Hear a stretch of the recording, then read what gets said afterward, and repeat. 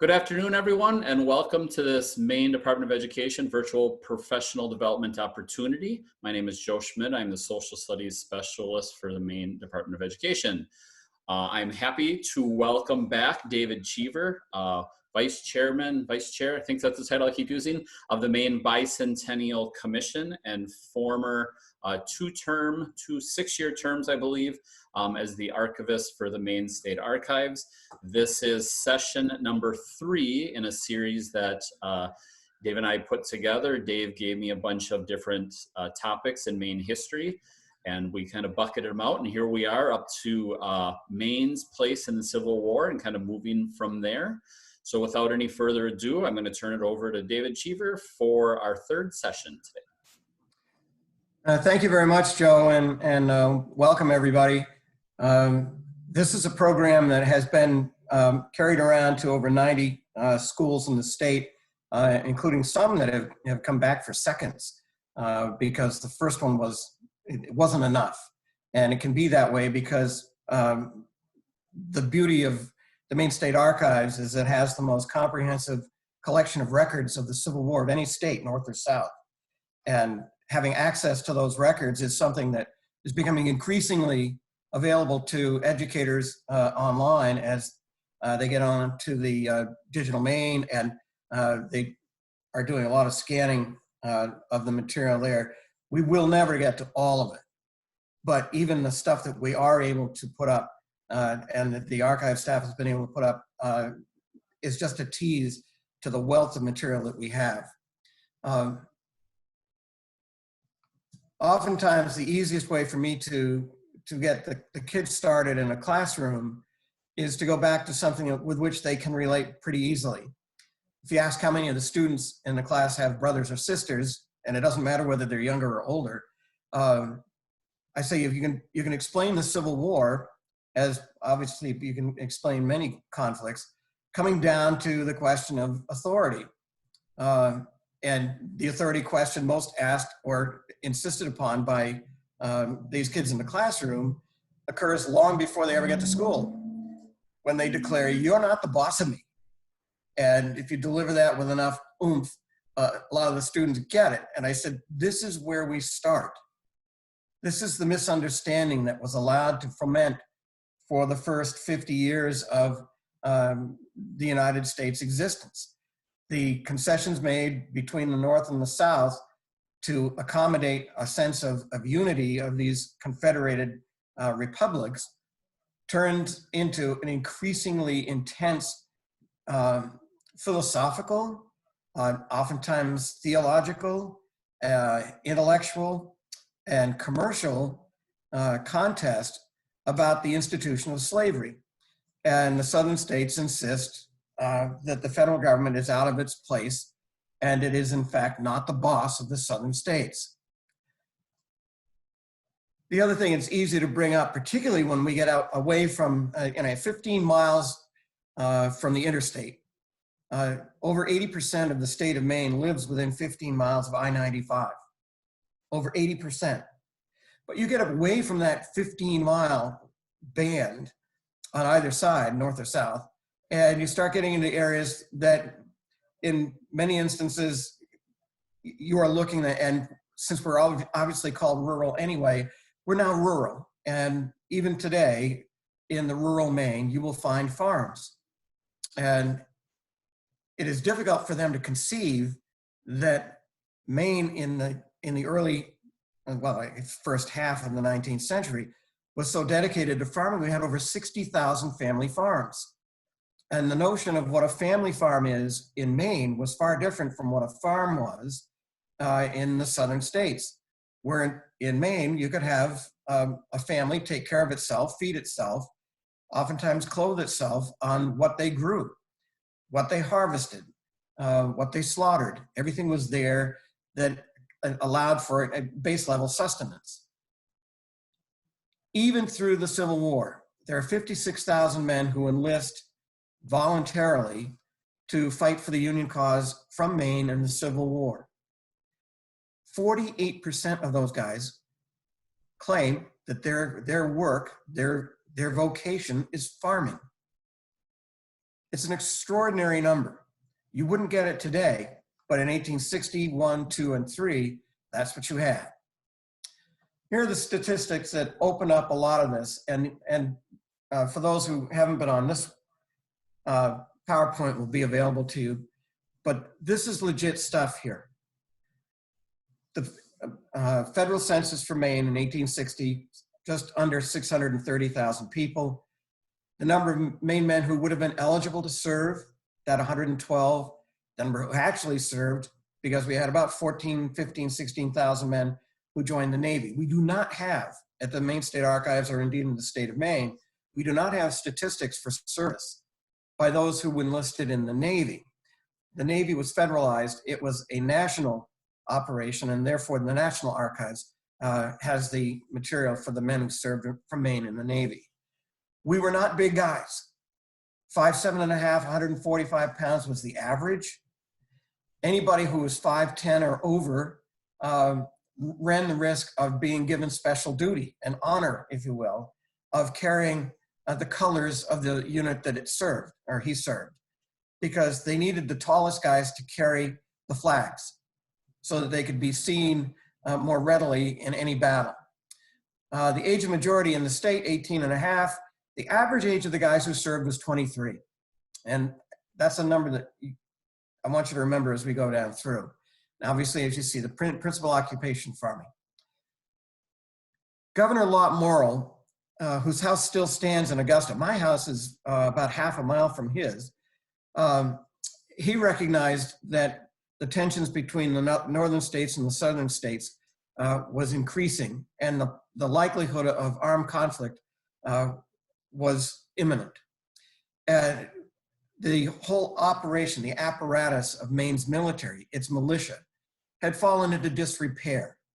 So he goes to a West Point graduate, Davis Tilson, out of Rockland. And for any of you who are in the Rockland area, the Tilson Pier is still standing.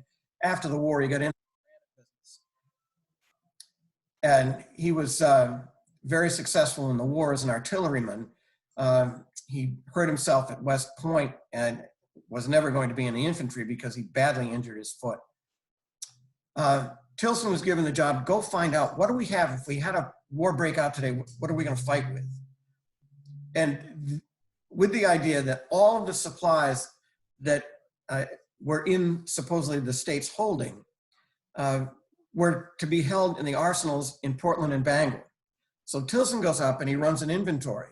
And I grabbed just a couple of items from the inventory list that he returns to Lot Morrill. And you can see that, well, some companies and individuals still have muskets, rifles, or musketoons, but really the majority of them, their location is unknown. It's an example of waste, fraud, and abuse. The muskets walked away, the rifles walked away, and I'm not sure whether anybody really wanted a musketoon. I don't know if any of you have a musketoon, but if you want one, it looks like this. This is in the holding of the Maine State Museum. They'll get it out for you if you'd like. The musketoon became, over the course of the Civil War, it was the prototype for the cavalry carbine, a rapid-fire, short-barrel musket or rifle, because it was much easier for the cavalry to use the carbine than it was for them to carry a regular musket. And the musketoons in Portland and Bangor were there for a specific purpose. They were not used on land. They were used to protect the harbors. Bangor was very active at the time and was considered a rival of New York City for being the dominant harbor on the East Coast. At one point, they had over 3,000 ships in the Bangor area of the Penobscot River. That kind of traffic brought different kinds of interest, and some of those interests were in piracy. And one of the ways that you repelled pirates was you climbed into the lines of your vessel and you used your musketoon. So Lot Morrill seeks a head count. He wants to know, there's supposed to be 30 companies of militia in Maine. Of those 30 companies, he doesn't know how many men are still serving because they haven't reported. They're supposed to get together, okay, once a month, once every 2 months, particularly in the summer months, they're willing to do it. But of the 30 companies and of the ostensibly 3,000 men, because the company was 100, he finds only fewer than 1,300 who can qualify if they were called up that day. And the qualification, frankly, was in the age between 17 and 44. The militia companies in Maine hadn't been called up since 55 for the Portland rum riot to save Portland Mayor Neil Dow. The time before that, you have to roll back all the way to the Aroostook War, when a number of the Maine militia companies were called and sent to Aroostook County to try to determine whether they could oust the British from seizing too much land that Maine considered to be Maine's and Great Britain considered to be part of British North America, or what we refer to as Canada. So the average age in 1860 was 43. That's the average age. You can't have guys who are 43 years old signing up to do a 2 or 3 year stint in the Army. They need to knock that thing down. And for that, they would need additional men. Maine conducts its gubernatorial election on September 10th of 1860. Lott Morrill knows he's going to be leaving office. He's not even running, or not running effectively. Israel Washburn. Morrill sees that the Republicans, particularly with the fervor on the anti-abolition movement, the abolition of slavery, the anti-slavery movement was forcing a lot of the public talk, a lot of what you saw in the newspapers and what you heard from the pulpits. Israel Washburn, upset at the Kansas-Nebraska Act in 1855, recognizes the schism between the Democrat-Republican Party. And he attends a rump caucus and comes up with, why don't we just call ourselves the Republicans? Let them go call themselves whatever they want. But we will have the Republican Party, and we will stand in abolition to slavery. Those in the Democratic wing of the Democrat-Republican Party were the industrial giants, the big corporate types we think of today, because they looked at the capitalist system and said we needed to get the raw material where it could be value added. So the raw materials were in the southern states, the processing manufacturing was in the northern states. Don't mess with it, that's our economic system. They made a compelling argument. The idea of secession or the idea of the abolition of slavery was not universal. There were people very concerned about their jobs. When you think of the textile mills in Augusta, in Saco, in Lewiston, that you really saw thousands of people being employed in the textile industry, and you take away the cotton, what are they going to use? But interesting here,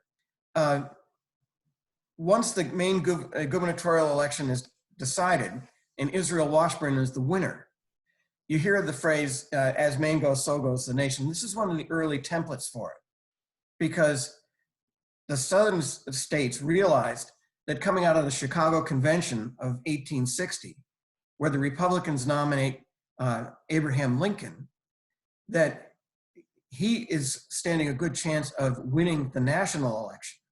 And one of the test polls for that national election outcome is the state of Maine. And as soon as Washburn is declared the victor, legislators in South Carolina begin to draft the Articles of Secession. And by December 20th, before Washburn's even inaugurated, South Carolina secedes, and they are joined rapidly by the other southern states. Washburn comes into office and recognizes that tensions have not abated at all. In fact, if anything, they've intensified. And he decides he needs a legitimate adjutant general. And he finds an attorney in Vesey by the name of John Hodgson. Hodgson had served with his stepfather, I think, in the Aroostook War. He'd gone with him anyway, but was a mature age, and he was an officer in the militia. And he alone figured out and told Israel Washburn that the only way that this could work is if they were able to take accurate records. They had to have the records of who served, where the money went, what they were buying, because so much of what they needed, they did not have. They didn't have uniforms. They didn't have weapons. They didn't have animals. They didn't have utensils. They didn't have belt buckles or bullets. And he had to go about acquiring all of that and keeping track of it. Early on, the Maine legislature and the federal government were in sort of agreement on who could serve in the war, who would be allowed to fight. And those excluded included women, which led to the appointment of Alonzo Garcelon. He became, in effect, Maine's first Surgeon General. He's a general practitioner in Lewiston. He winds up eventually, by the way, being elected by the legislature to serve as governor. But Garcelon is a doctor in Lewiston, and he's asked by Washburn and Hodgson to take on the duties of, can you qualify the people who are enlisting for service? Can you first go down to Portland, where the regiment is going to be assembled, and affirm that the guys are all right, they're able to carry a musket, walk great distances, probably suffer shin splints and foot blisters, but please, can you differentiate between those who are serving legitimately and any of these people? Women, men younger than 18 years of age, men older than 35, teachers, unless they volunteered, they were excluded from the draft later. Judges did not have to serve. Members of Congress did not have to serve. Railroad engineers and telegraph operators were considered essential services. So were munitions workers, which I'll get to in a minute. And Native Americans were exempt. They weren't considered citizens. If they volunteered, which they did, there were over a dozen volunteers from the Penobscot tribe to serve in the army. And on occasion, a couple of these Native Americans, because their complexions were ruddy, they were shunted off to serve in the Navy, and they were sent to other states that would not object to having people of color represent their state. Because in Maine's case, Maine was very vocal and adamant about its abolitionist sentiment by the time the war breaks out. So there was concern by Hodgson and Washburn and the other legislators up here that any men who served for Maine who were not white, they were something other than white, would be poorly treated, especially poorly treated if they were captured or wounded in the war. When we talk about the munitions, for those of you who are in the Cumberland County area, take the ride over to the lower end of Sebago Lake. In North Windham, the fourth largest munitions manufacturer did its work during the Civil War. And it collected the saltpeter, the sulfur, and the ground charcoal. And I had the opportunity, I was in Windham, and the class had just come back from what was the Oriental Powder Company. And they hadn't quite made the connection. And the company was owned by a Massachusetts operation. It was kind of a subgroup, but the manager wrote to the governor asking that munitions workers be exempt from any draft, that they needed these men to serve for Oriental Powder. The deal was at the bottom of Sebago Lake, where it drained out and headed toward Casco Bay, you would have a renewable source of the best wood that was made into charcoal, alders. The alders that sprouted up in profuse numbers at the bottom of Sebago Lake were harvested by Oriental Powder and burned so that they could become the charcoal that would go into the gunpowder. And thousands upon thousands of tons of gunpowder came out of Oriental Powder for the Union cause. The other people, when we talk about and I had mentioned this last week, Dorothea Dix out of Hamden is the superintendent of Union Army nurses. And she makes it clear from the get-go that this was not a glamour job, and she didn't want glamorous people doing it. If anything, she wanted them to be plain looking women. They were not to wear red or yellow. They were not to be dressed in white. They were not to be dressed in anything that would look feminine. They were going to be in dull brown or the dull black, and forget about any accessories. No bows, no curls, no jewelry, no hoop skirts. So this is the woman I mentioned last week, Cynthia Averill. Her letter comes in to the governor of the state of Maine, offering her services. She's unmarried, a veteran in the nursing field, and you can read through her words that she's plain. and that there's not likely to be a man in her life or a significant other, that she is solely dependent upon her own means to make a living, and she volunteers. Now, the reason that's important, and again, this is just a brief cite last time, was that Maine was the first state in the country that allowed women to serve as nurses in the Army, knowing that they were going into battle, knowing that they would be on the battlefield, allowing women to serve as nurses. The first group of women who volunteer and who are sent southward arrive in Washington, D.C., in Annapolis, Maryland, and they go to report that they are there to serve as nurses. And the federal government had not caught up with them. They were non-people. They had no place to go for the interim between the time the federal government caught up with Maine and said women could serve. So they were down there. For those of you who want to dig in a little bit deeper, Sarah Sampson out of Bath is an extraordinary figure.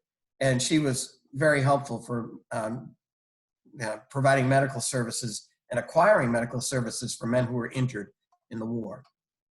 Now, we got along through here. This is 1862. And you can see the letter from Joshua Chamberlain, Bowdoin Professor of Rhetoric, to the governor. Washburn is in his second, or approaching his end of his second term. And Chamberlain writes a very nice letter. And Israel Washburn, despite the fact that he should know him, doesn't.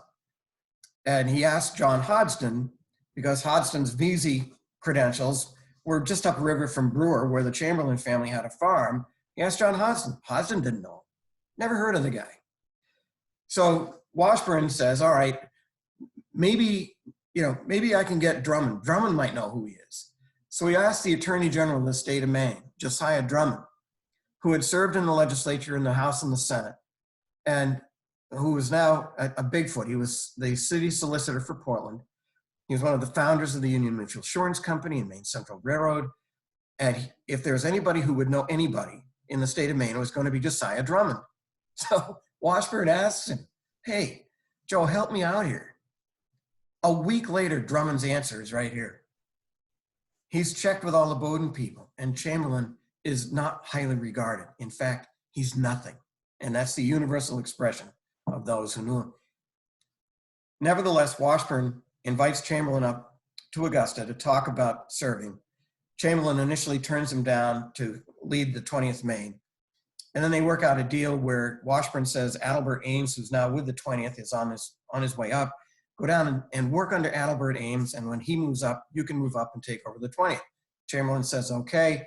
In September of 1862, he goes to war. September of 1862, he goes to war.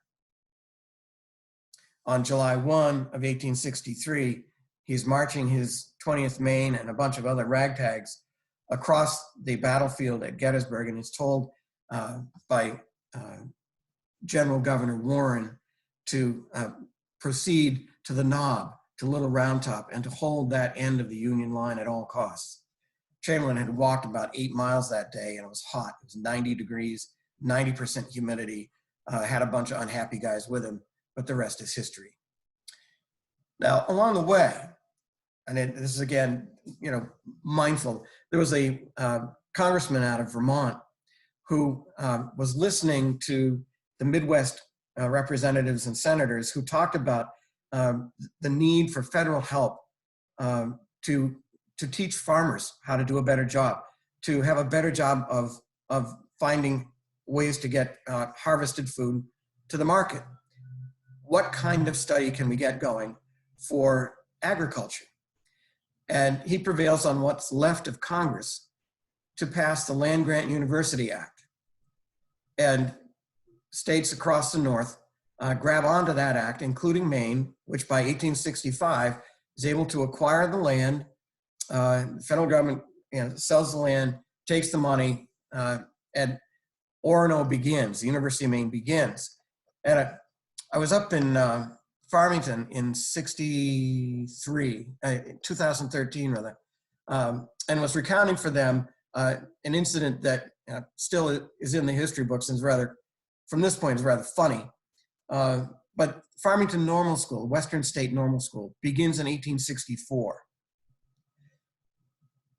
The school is set right along the route that currently is Route 2, heading out of town. Building still stands. It wasn't much of a building at the time, but the education of these people was going on, and there was a reason why the Western State Normal School began.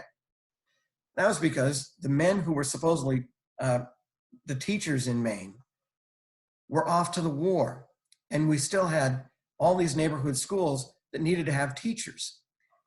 The teachers for the upper grades, 7, 8, 9, 10, 11, and 12, were men.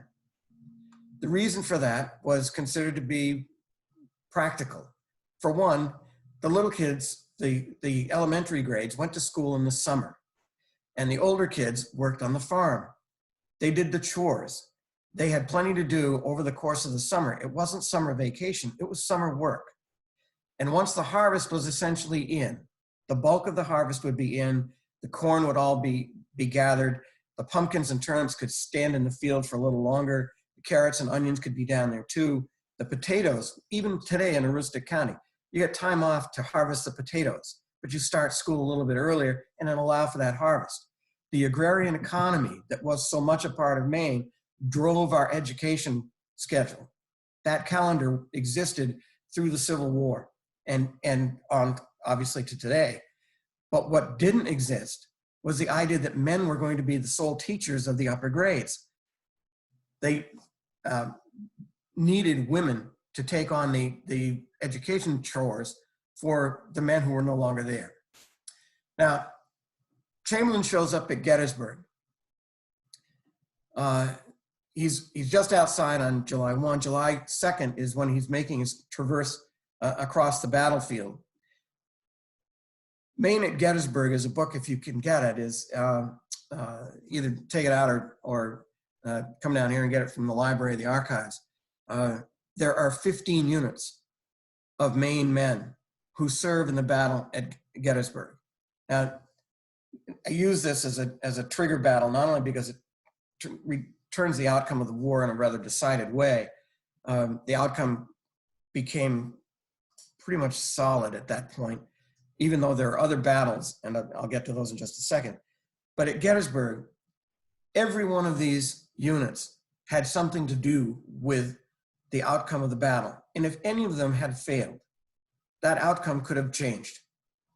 Whether it was the 2nd Maine Battery on day 1, whether it was the 16th Maine on day 1, whether it was any of the rest of these, the 3rd or 4th on day 2, the US Sharpshooters on day 2, the 5th Maine Battery on day 2, the 6th Maine Battery on day 2 in the middle of the line, the 17th at Gettysburg was on the wheat field. I'm going to get to that in a minute. The 19th Maine, if you read the Battle of Gettysburg history, you'll hear about and read about the 1st Minnesota Infantry Regiment that's forced to charge into extraordinarily overwhelming numbers of Confederates. As they were charging up the hill, the 1st Minnesotans were told to stop them, to delay them.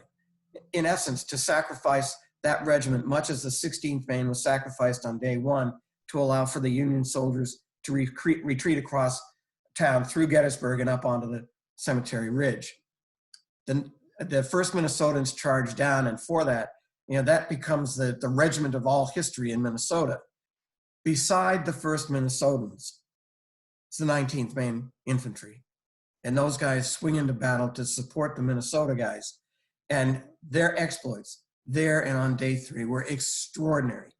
And we can talk about herd mentality and whether it's just cowardice or of trying to turn away and leave your fellow man, or whether it was just abject stupidity to say, I'm going to take my one musket, I'm going to charge against numbers that are 5, 10, 15 times my strength. Or whether it was the act of courage, whether it was the stuff that said, we will not step back, we will go forward, we will follow orders. And these guys jump in, and what they did, all of them, I think there's only one regiment that didn't fire. And for a lot of them, the 1st Maine Cavalry is seldom if ever mentioned at the Battle of Gettysburg. But it's a story that I like to tell particularly because the 1st Maine Cavalry was the most active cavalry regiment of the Northern forces during the entire war. It was every place. And on day 3 at Gettysburg, after Jeb Stuart works his way around on the night of day 2 to Robert E. Lee, he has 5,000 Confederate horse troopers. They're the cavalry. They're exhausted. They're able to get a rest overnight. They're able to get some food. But Lee, as he's talking to George Pickett about going up toward the center of the Union line, where of course George Meade and Ulysses Grant would never expect to charge to the center of the Union line, and you have Jeb Stuart being given orders by Robert A. Lee to take those 5,000 cavalrymen, go around the Union line, and come up the rear of the Union position at Cemetery Ridge. There have been a number of classes where I've been able to find kids who ride horses, whether they've taken lessons or whether they own a horse themselves, because you get out of town and you find kids who do that. You say, hey, look, here's the distance from where the cavalry field is in Gettysburg and where the top of Cemetery Ridge is. It's about maybe 2.5 miles. I said, have you ever galloped with a horse, maybe 2 miles, maybe 1.5 miles? How long does it take? And uniformly, they say it's under half an hour. Yeah, you can gallop a horse, won't tire the horse. You're not going to charge over 2 miles, but you could gallop, and a gallop would get you up there in 5-10 minutes, maybe a couple minutes more. As Pickett is coming up Cemetery Ridge with the infantry, Jeb Stuart is supposed to be coming up the backside of Cemetery Ridge with his 5,000 cavalrymen. Sitting in secure location, they're in reserve, they're not doing anything, is the entire Union cavalry. And one of the guys leading the Union cavalry is George Armstrong Custer. And these guys become aware, and they're outnumbered. They're outnumbered about 2 to 1, but they become aware of the ground shaking. And they aren't expecting company. And they immediately decide that, this is probably not friendly. So they mount up to inspect what's going on, and they encounter, obviously, the Confederate cavalry. And what follows is a very short battle. It's 30 minutes long, maybe 40 minutes long. The 1st Maine Cavalry is held in reserve. It's going to be brought in when the hammer needs to be struck down. They are so ready that when the order came to bring on the reserve troops of the Union Cavalry, the 1st Maine Cav goes in for the last 15 minutes of the fight. And Jeb Stuart observes what's happening, and he realizes that even if he's able to extricate himself from the Union forces and run to Cemetery Ridge, he would be chased. He's already been found out. This is not something he's going to be able to sneak away and do.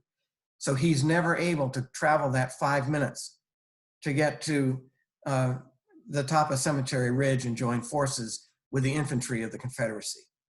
He instead turns and says, we'll fight another day. 1st Maine Cavalry. You don't hear about it much, but it was there. Of the 4,000 Maine men who served in the units at Gettysburg, 28% were killed or wounded. The battle is so important. I'd like to talk about the 17th for a minute. They're all volunteers. You can see the number of men who served. They had a distinction on day 2 at Gettysburg. What happens, and I'll just, bear with me, thank you. When George Sickles moves his Army Corps forward from the left side of the Union, they had spread out of the Union line. And his problem is that he's below the high ground. He doesn't like being there.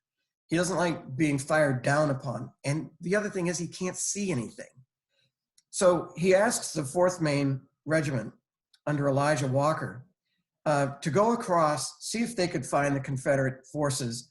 And Jim Longstreet, A.P. Hood, and these guys, they're over there someplace. Go get them. And Elijah Walker says, no, I'm not going. They take the order back to Union command, which is a couple of miles, but they ride over, they gallop over and say, Walker says the 4th Maine isn't going. And he says, you go back and tell him it's an order. Take the US sharpshooters, go across the road and find the Confederates. They go back, they tell Walker to go again. The first time, he should have been arrested and held for courts-martial. The second time, they probably should have strung him up. But he again said, no, I'm not in the position to do it. You should take somebody who can go at an oblique angle, not straight on. So they thought about that. They came back the third time and they asked, not the 4th Maine, but the 3rd Maine Regiment under Moses Lakeman, 150 guys. They proceed, they go up across and they think they hear something and they see Confederate pickets at a place called Pitzer Woods. It's a stand of hardwoods. And they probe and they probe. They have 100 guys from the US sharpshooters and they have the 150 from the 3rd Maine. 250 guys facing over 2,500.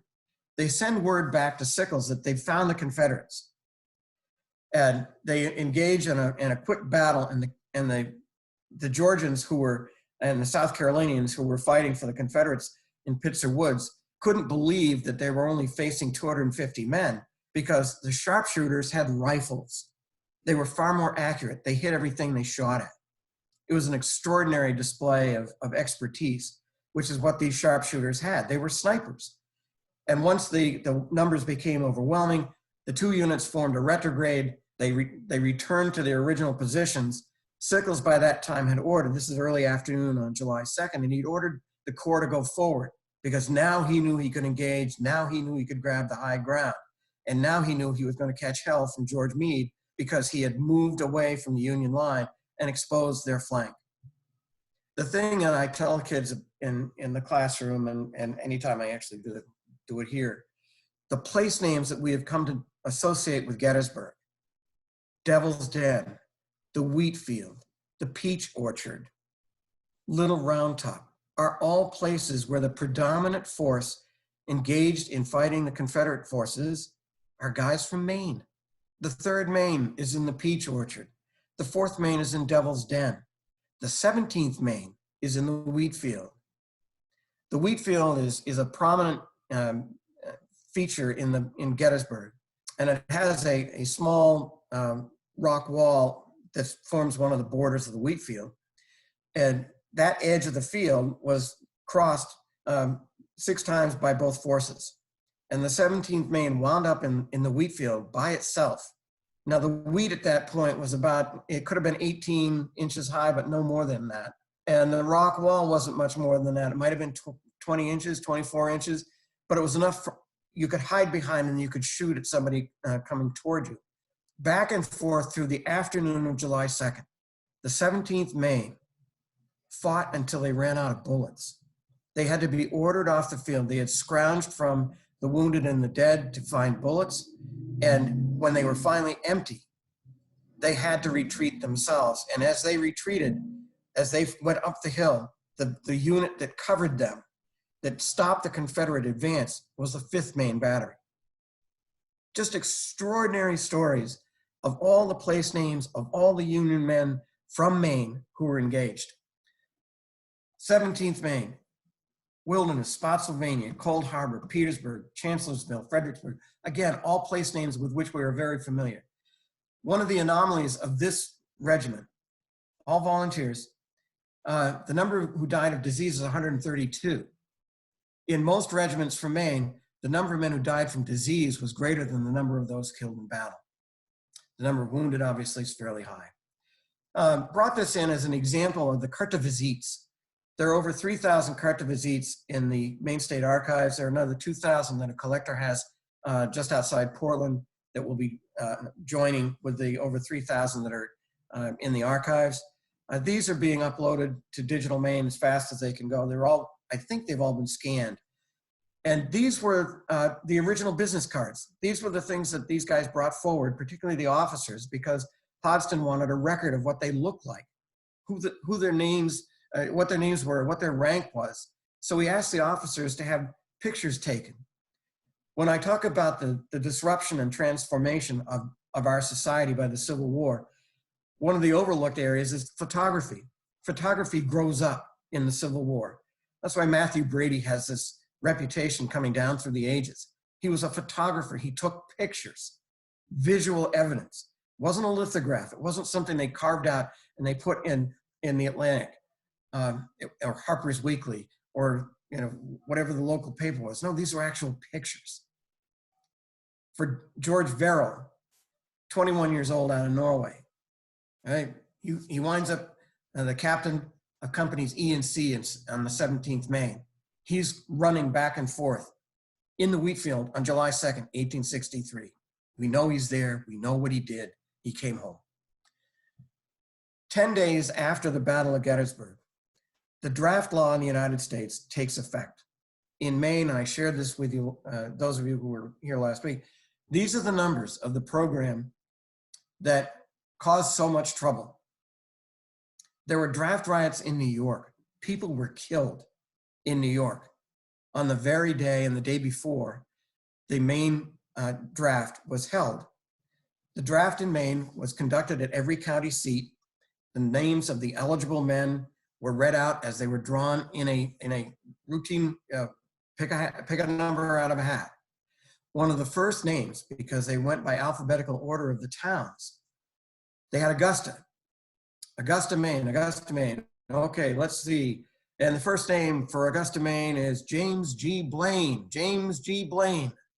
They holler out the name, and rather than having a riot where people are fighting one another, they have a riot because they're laughing. They're laughing that James G. Blaine had his name called. Here's this guy he's big a guy in Augusta, Maine. He's just been elected to Congress. There's no way in hell he's gonna go serve, but he's in the hall. He hears his name mentioned and he stands and offers recognition for everybody. And they all hooting at him. Yeah, fine, Jimmy, you're not gonna go anywhere. Ho, ho, ho, ho, ho. Well, a lot of guys didn't go anywhere. 16,087 guys drafted and 808 wound up being drafted and serving. The rest of them you can see there on the page. Wanted to bring this up also because I mentioned Farmington and Route 2.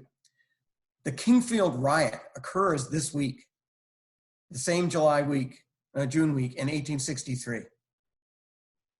There's a concern that some of the boys up in the woods in Kingfield, they don't want to go. They may have been secessionists, they may have been copperheads, but they were against the war and they really didn't want to go. And they had caused a little bit of trouble because Provost had gone up to say, fellas, you got to sign up. You're in the census, you're supposed to be here. I can see you standing here, let's go. Not only did they kidnap him and take his horse, they held him overnight. They told him if he came back, they'd kill him. And they took his records.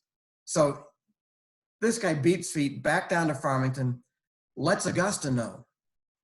One of the companies that is sent forward by Governor Washburn to Governor Coburn to Kingsfield. Senator Kingfield is the first Lewiston Infantry Regiment. These guys had been one of the first militia companies that went in the 1st Maine Regiment, where they served their 90 days and they came back somewhat unexpected. And they thought their war was over. And instead, a couple of years later, 2 years later, they're told, you have to march to Farmington and quell what seems to be a draft riot.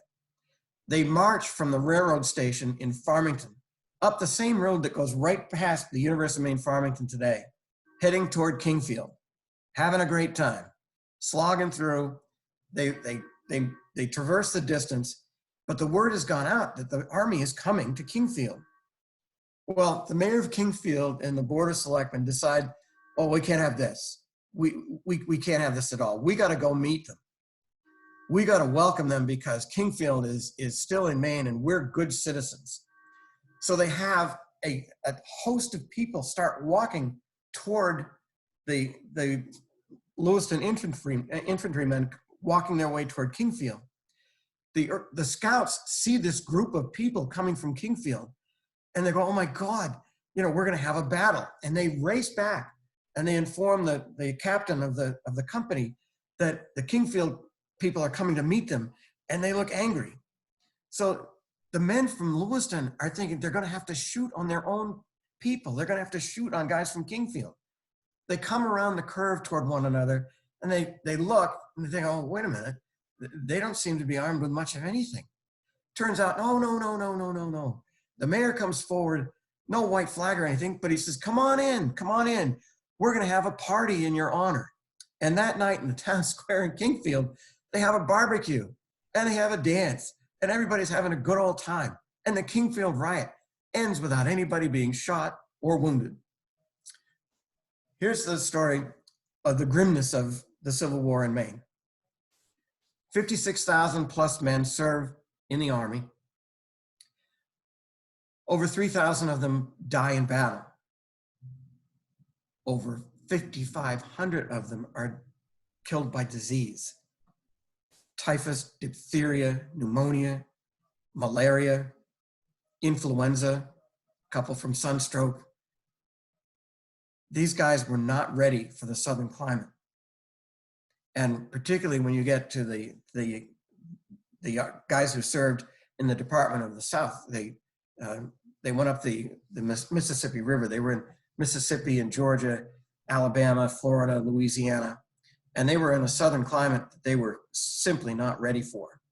And the numbers of men who died in those regiments from disease was extraordinary and much higher than they didn't really see the kind of battle action that the northern guys did, but just the number of men who succumbed to the diseases that you can get when you're in close quarters in places where the water is not clean, you have insects galore that you're not familiar with, and thus you suffer and die.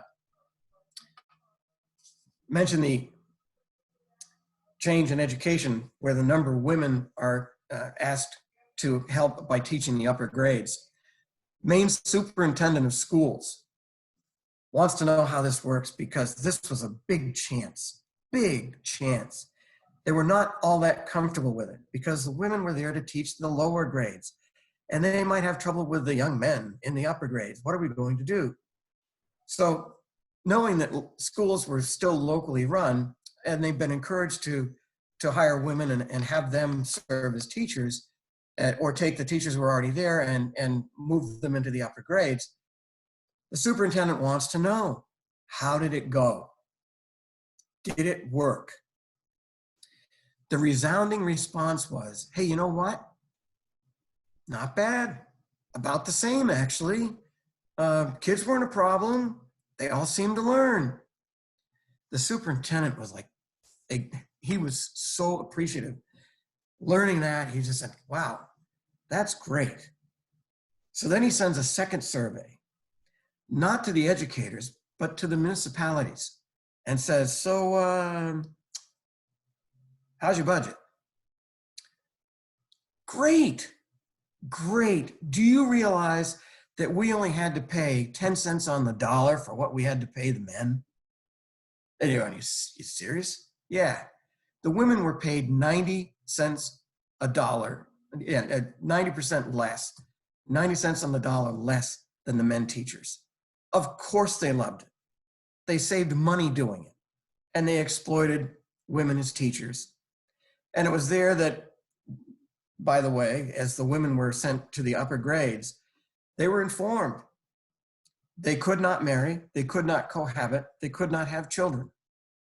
The idea of the old maid schoolmarm takes root here during the Civil War and is carried forward well into the 20th century, where the idea of the paragon of human virtue was supposed to be the woman teacher.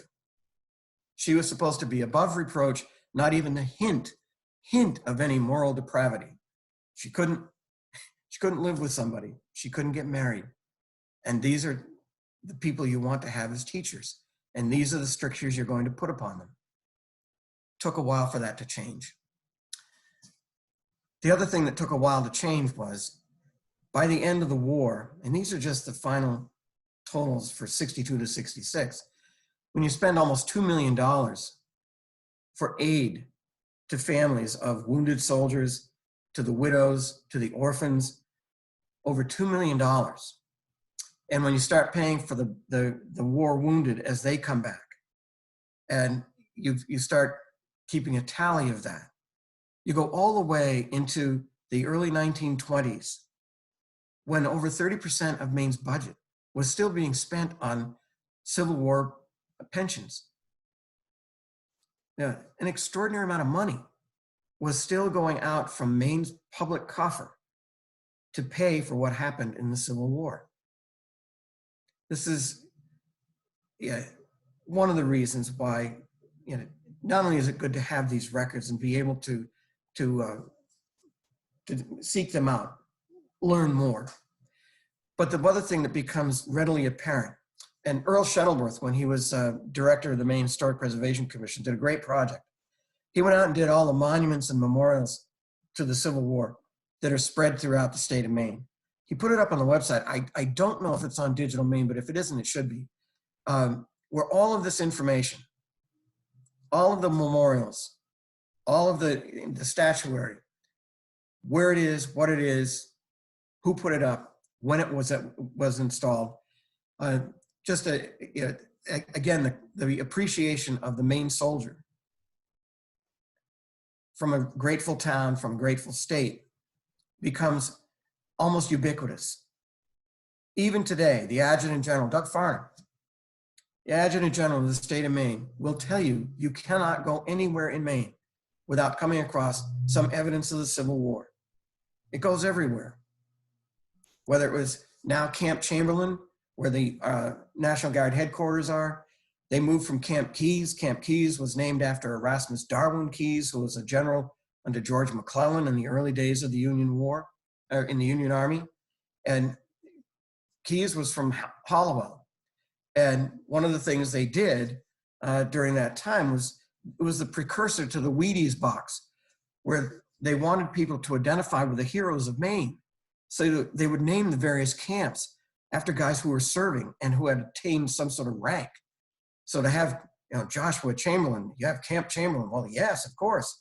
And you have Camp Keyes. Yes, of course. Camp Keyes never changes. Long after the Civil War, Erasmus Darwin Keyes is remembered. Camp E.D. Keyes in Augusta, Maine. It's just one of the things that, again, how long does this hang on? Last week I talked about Adjutant General Campbell taking a group of Maine National Guard guys down to Gettysburg in September of 2013 and inviting the Alabamans and the Texans as a show of solidarity, unity. Hey, we're all in this together. Never mind that nasty war. And a fight breaks out on the top of Little Round Top when some mouthy guy from Maine taunts one of the Texans about what happened. And it's not over. Any of you who've been to Washington, who've been to Atlanta, who've been to Nashville, who've been to Austin, Texas, the Civil War is not over. Its evidence remains everywhere. And the influence it had on the state of Maine and Maine's influence on the Civil War cannot be overestimated. It was enormous. It's unfortunate that in the Maine studies, you don't have enough time, and maybe you don't have enough access to the material. We're trying to change that. To have access to the material. I used the 17th Maine Regiment. The Adjutant General reports carry the monthly returns and the yearly returns for the companies of militiamen who served from Maine, for all the regiments, and for the batteries, and for the cavalry. And those returns track not just the men and their age and their hometown, but what happened to them and what regiment were they in. And you can go and find not just the big material about, this regiment, the 17th Maine, was in all of these battles, blah, blah, blah, blah. No, you get to see where this guy was wounded, where he was sick. Was he in the hospital? Was he lost? Was he missing in action? And you can go into the individual companies and you can find the number of men who are from your town. So whether you're teaching and you're saying, well, I wonder how many came from Brewer, or how many came from Eden, which is now Bar Harbor, or how many came from Orland or Oakland. The woman in Clinton was living in the captain's house.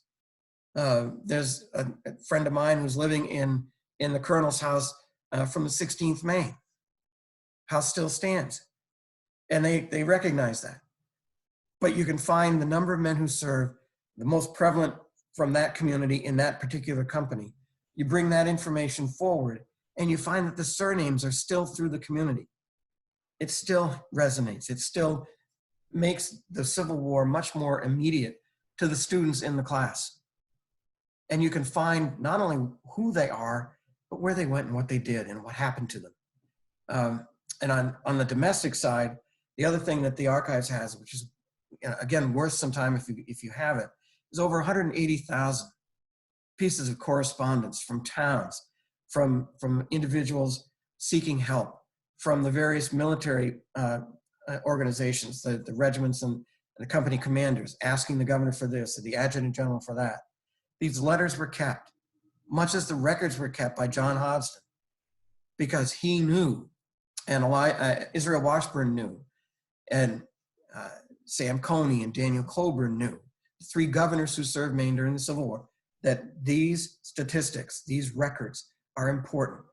Not just what we spent our money on, but what we spent our people on. So they kept the records, and to have them available to us, have them available to you, is again how we continue to appreciate the impact of the state on the Civil War and the Civil War on the state. I am more than glad to take questions.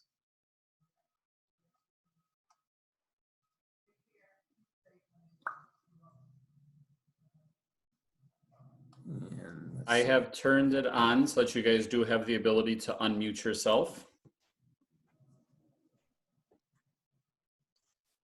I'm Mr. Cheever. One thing I noticed in there is the number of Maine deaths in Confederate prisons. Yeah. Is it known what prisons Maine soldiers ended up in? There's a pretty good record, particularly of the survivors. And what happened, some of the records from a couple of the more notorious prisons were not all that exact, but there is a public record, and there's a copy of it at the archives, and I think there might be one in the library too, where what records were kept, they can identify at the various prisons the names of the soldiers who died and their home state. I don't know if they go down to the individual regiment and company. They might be identified only as Maine, but Chancellorsville, for example, is one of the more notorious ones. Libby Prison in Richmond had fatalities there as well, and Libby Prison's records are available. It was one of the places that they in particular were glad in the early days to host prisoners there, particularly prisoners of stature who could be swapped for their counterparts that were being held by Union forces. But yeah, the short answer is yes. There will be records. Whether they're exhaustive and complete, we don't think so. But the ones we have are pretty ghastly. Thank you.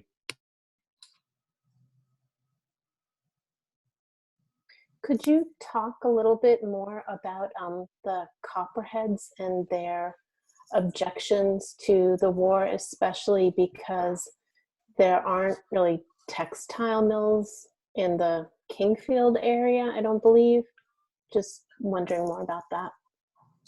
A lot of the Copperhead activity was in southern Maine, but it filtered north, and particularly when the true cost of the war had been brought home in rather stark fashion.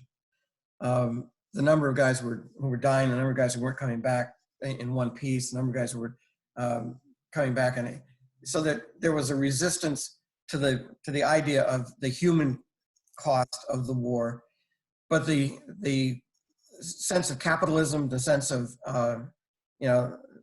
live and let live. One of the options that Abraham Lincoln toyed with in April of 1861 was how to provide economic sanctions or enforce economic sanctions on the southern states, in essence to starve them and deprive some of their trade partners from the goods that they needed, recognizing that it was going to be a hardship brought upon the northern states also because they were relying upon those goods. The traffic up and down the Mississippi continued, and if I may, and this is not necessarily the Copperhead thing, but there are two things that I can recall pretty quickly for you. One was Benjamin Bates was the owner of the mills in Lewiston, and foreseeing the likelihood of a war and a war that could last a while.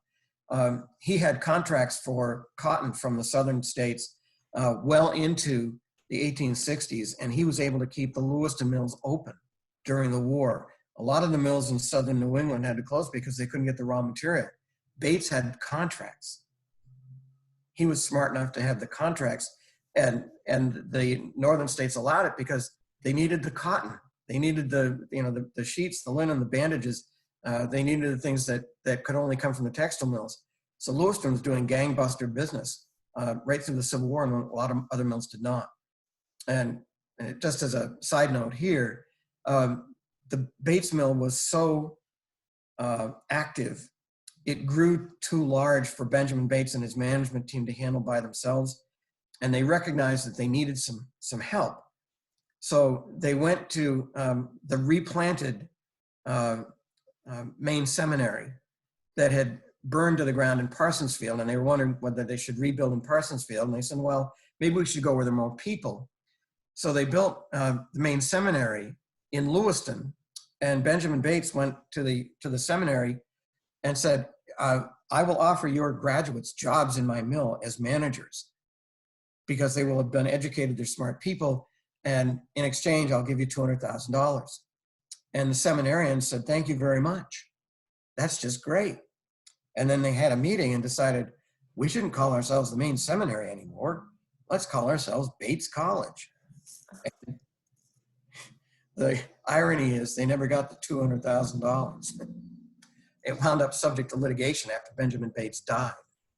Well, same kind of tension existed in Saco, where there were the three mills, all of them, or at least two of them still standing.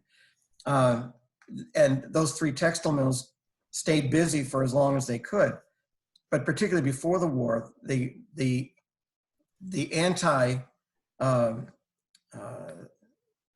abolitionist were the capitalists who lived up on the hill in what became in 1855 Biddeford.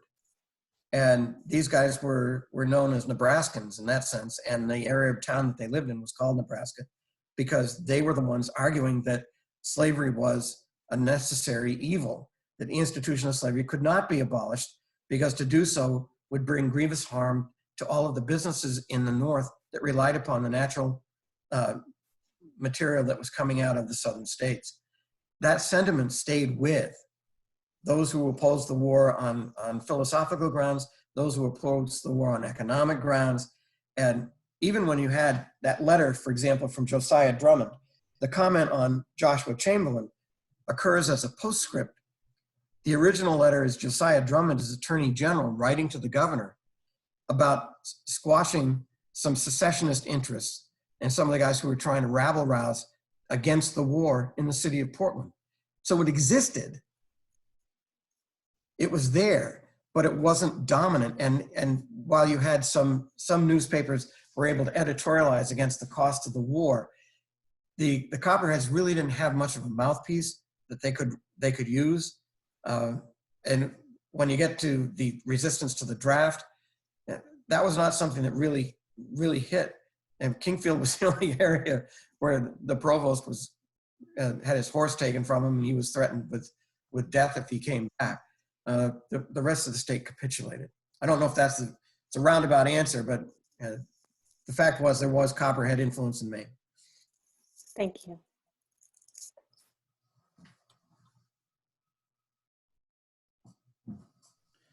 Any other last questions for Dave before we let him go for the last time here? Session 3 in our 3-part series. David, I had a question that I put in the chat box. I read a while back about how some Mainers didn't come back to Maine after the war. They stayed in other parts of the country, and how that affected the Maine economy kind of ever afterwards. Can you talk about that a little bit? Is that true? Yes, that is true. The 48% of the men from Maine who identified themselves as farmers if they were not tied down, if they were farming somebody else's land, Mm-hmm.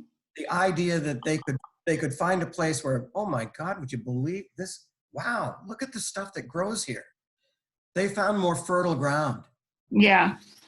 They found, you know, the Mississippi Valley, the Missouri Valley, the Ohio Valley.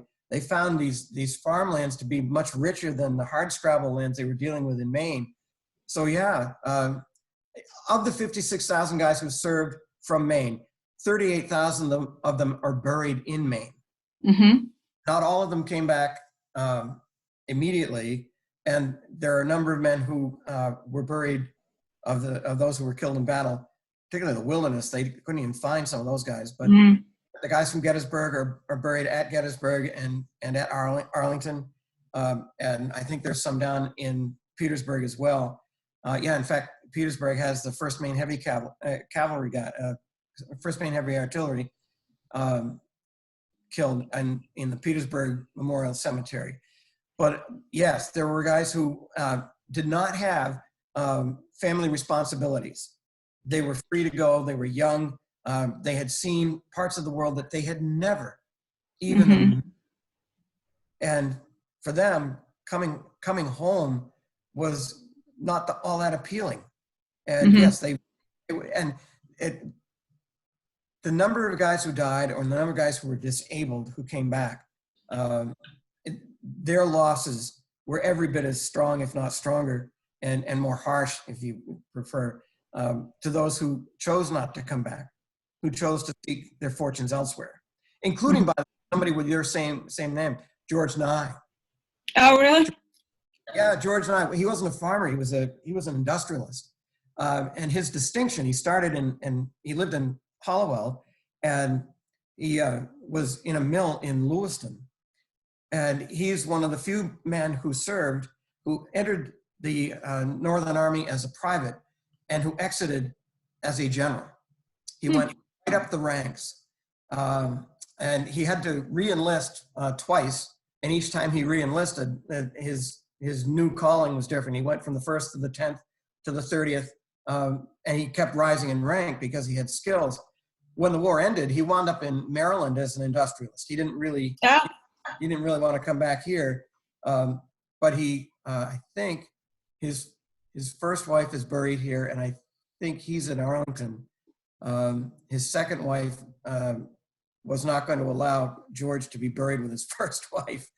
There were some tensions there. But great guy. Thank you. Thank you.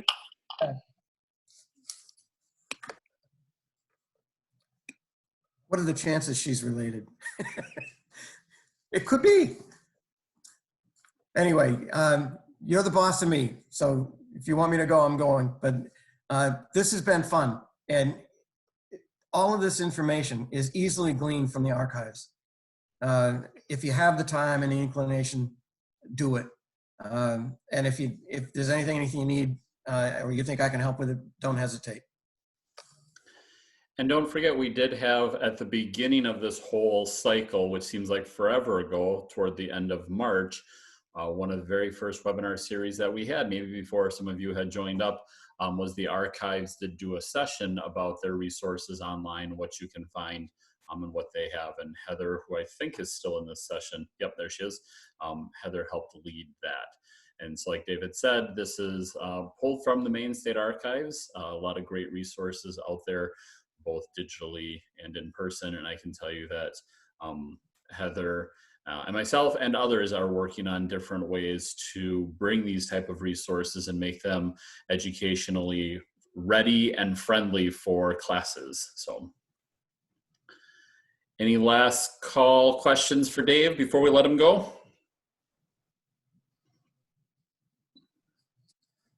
Thank you, everybody. All right, thank you, David.